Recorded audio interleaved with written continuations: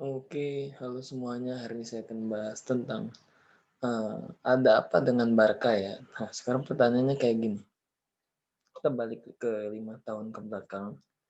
Kita balik musim 2014-2015, musim di mana awal saya suka Barcelona. Barca dulu itu sangat nggak pernah takut dengan siapapun. Jujur, mau menghadapi Manchester City, mau menghadapi Bayern, maupun yang hari ini baru kalah. Kita hari ini kalah sama Juventus, yang melawan yang merupakan hari ini kita baru kalah, Juve aja kita bisa banting. Kenapa sekarang kita menjadi menyedihkan gitu? Oke, menurut saya ada ada 4 atau 5 alasan ya kenapa Barca bisa jatuh dan sekarang malah kalah ketimbang Manchester City, Bayern dan lain-lain. Yang pertama itu melepas pemain yang penting, yang sebenarnya penting, tetapi dianggapnya itu udah jelek.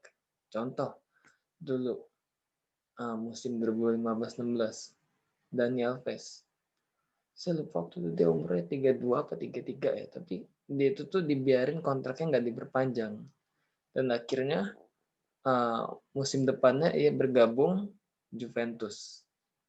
Padahal saat itu kita perlu banget bek kanan. Dan karena perginya Dani Alves, akhirnya Enrique make gelandang, si Sergi Roberto, gelandang tengah, dipindahin jadi bek kanan. Kemudian contoh lagi, Javier Mascherano, salah satu bek yang penting ya menurut saya. Musim 2017-18 kayaknya dia begini. Musim 17-18. Cukup lama main di Barca dan perannya sangat penting. Dia dulu juga salah satu bek terbaik di Barca. Larinya juga lumayan kebut, tapi sayang lagi-lagi dibiarin ke Liga Cina dan akhirnya Barca ya mau nggak mau mesti pakai Umtiti sama Pique. Waktu itu akhirnya habis itu beli Lenglet kan untuk gantiin. Kemudian Bravo, Claudio Bravo. Ini pemain salah satu kiper terbaik Barca dulu. Dia kiper yang buat Ter Stegen duduk di bangku cadangan. Walaupun di Premier League Bravo main jelek, tapi di La Liga Bravo main bagus. Memang kebanyakan kayak gitu. Kiper dari La Liga pindah ke Premier League jelek biasanya. Contoh, kita udah ambil nih satu Bravo, dua. Awal De Gea, awal-awal De Gea di Manchester United juga begitu katanya. Tiga, kayak Pak Arrizabalaga di La Liga memang mantep, tapi begitu pindah ke Chelsea dengan status sebagai pemain termahal, bukan pemain termahal, kiper termahal di dunia, jatuh performanya. Apalagi katanya digosipin bahwa itu semua karena pacaran atau apa, tapi menurut saya mungkin beda ya. Mungkin beda sistem permainannya kali. Mungkin kalau di La Liga Spanyol ya lebih banyak tendangan yang ditangkis sama kiper tuh merupakan tendangan jauh, dengan kalau Premier League kan memang ganas kan. Tendangan tuh bisa dari mana aja, mau dari satu lawan satu, mau dari mana bisa aja. Jadi mungkin itu salah satu faktornya. Dan sekarang kita bisa lihat lagi Claudio Bravo, sempat saya pantau ya, dia main di Betis sekarang, Real Betis. Dia juga bagus. Sayang dulu dia tergoda ke Manchester City. Dia pernah kok, saya ingat. Saya nggak nonton pertandingan ini, tapi saya nonton highlightnya berkali-kali. Real Madrid 0-4 Barca. Itu sampai Bravo 1-1 sama Ronaldo juga masih ketangkis. Luar biasa itu kiper. Dia mencadangkan Ter Stegen. Dia membuat Ter Stegen yang katanya kiper terbaik Barca itu duduk di bangku cadangan. Kemudian Xavi dan Iniesta. Xavi dan Iniesta sebenarnya masih bagus, masih bagus kok. Di musim-musim terakhirnya aja Xavi masih sering gol dari jauh. Itu menunjukkan bahwa Xavi juga masih bagus, Iniesta juga masih lumayan lah. Tapi sayang ya, pemain yang begitu penting dilepas. Xavi ke Arab, terus Iniesta ke Jepang. Kemudian ini yang terakhir, Luis Suarez. Aduh. Menurut saya dia adalah striker yang saat ini juga dibutuhkan di Barca. Posisinya belum tergantikan menurut saya, walaupun ada Bray Wyatt nomor 9 diambil, tapi menurut saya belum cukup bisa menggantikan posisi Suarez. Kita ingat aja pas Barca 2-8 Bayern. Itu kan satunya gol bunuh diri, satunya gol Suarez. Kita bayangin kalau Suarez saat itu nggak main. Bisa jadi Barca 1-8 Bayern. Menyedihkan kan. Jadi kayak ya itu menunjukkan bahwa Suarez itu perlu, dan memang bertahun-tahun Suarez menunjukkan bahwa dia itu adalah pemain hebat. Menunjukkan bahwa dia itu pemain yang penting di Barca. Tapi sayang gitu loh dilepas. Kemudian menjual pemain bagus dan membeli dengan pemain yang biasa aja. Contoh, menjual Neymar. Ya walaupun Neymar pergi dengan kemauan sendiri, tapi menggantikannya dengan pemain biasa.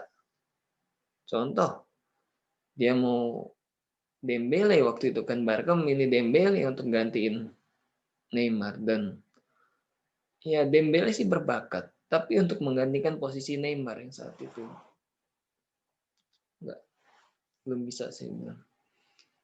Kemudian juga ya itu Dembele, kemudian beli Griezmann seharga 120 juta euro. Menurut saya juga ya biasa aja sih Griezmann itu, saya bisa bilang bahwa dia di Atletico juga sebenarnya biasa aja. Tapi ya itu ya, mungkin dia punya nama jadi ya itu, dan sekarang mainnya pun sebenarnya biasa aja. Ketiga, bobroknya manajemen. Ya selain hanya bisa membuang uang untuk transfer, itu selain dari itu tuh cuman bisa meningkatkan gaji pemain yang biasa aja jadi mahal. Jadi sampai gaji Barca itu katanya, gaji pemain-pemain Barca itu nomor 1 di dunia termahal. Ya ampun. Kalau kita lihat sebenarnya pemain Barca ini bisa-bisa aja, kok bisa begitu mahal gitu gaji-gajinya. Itu karena tingkatin gaji sampai nggak sadar bahwa uang sponsor tahunan itu cuma nggak bisa untuk beli pemain lagi. Kayaknya 800 juta euro itu cuma bisa untuk nutupin transfer, maaf, gaji pemain. Kan menyedihkan sih. Padahal Barca juga salah satu klub dengan pendapatan terbesar di dunia. Sayang. Saya contohin ya, pemain biasa yang gajinya mahal menurut saya itu tuh Ter Stegen. Ter Stegen menurut saya kiper yang biasa, nggak bagus-bagus amat sih, tapi dia ini yang saya ceritain juga. Dia membuat 100 kali nggak kebobolan, 100 pertandingan nggak kebobolan dalam 277 pertandingan. Menurut saya biasa aja gitu. Ketimbang Oblak yang main di Atletico yang backnya biasa, itu membuat sampai 100 nggak kebobolan dalam 100 pertandingan kebobolan itu dalam 185, kalau nggak salah 182. Itu pun ya kita tahu kualitas back Atletico lebih buruk. Bayangin aja kalau misalnya Oblak main di Barca dan Ter Stegen main di Atletico, saya udah nggak tahu lagi sih. Keempat, menjual pemain yang dianggapnya biasa tapi sebenarnya hebat. Contoh, Jasper Cillessen, salah satu pengganti yang bagus untuk Bravo. Sebenarnya Cillessen ini cuma butuh waktu bermain. Cuman itu ya Valverde, mau Champions League, mau La Liga, dikasih semuanya untuk Ter Stegen. Jadi Cillessen tuh sampai ampun nggak ada waktu bermain. Sedih sih. Terus Coutinho ya musim lalu, pemain hebat dilepas. Coutinho musim lalu jadi bintang di Bayern, terus dia ngegol juga lawan Barca, buat 2 gol dan 1 assist. Kemudian ya tapi sayang aja ya Bayern nggak mau mempermanenkan karena harganya selangit 120 juta euro. Bayern juga mikir, haruslah saya mempermanenkan nih pemain gitu kan. Harganya 120 juta euro.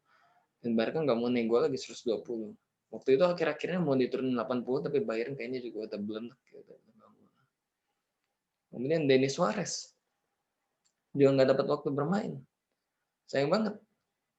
Musim 2017-18 tuh kayaknya dia dipinjemin ke Arsenal ya habis itu ya. Di Arsenal juga dia jelek sebenarnya itu, tapi itu salah satu pemain lama sih yang berbakat. Sayang aja. Oke, jadi itu menurut saya kenapa Barca hancur ya, menurun. Ya, jadi yang pertama itu karena melepas pemain yang masih penting. Kedua, ngejual pemain bagus dan diganti dengan pemain yang biasa aja. Yang ketiga, uh, gaji pemain-pemain yang mahal yang membuat keuangan Barca menurun sehingga untuk transfer Barca bakal kurang. Yang keempat, yaitu menjual pemain-pemain yang hebat, dianggapnya itu kayak ini pemain udah biasa aja gitu loh. Oke, itu aja dari saya. Terima kasih.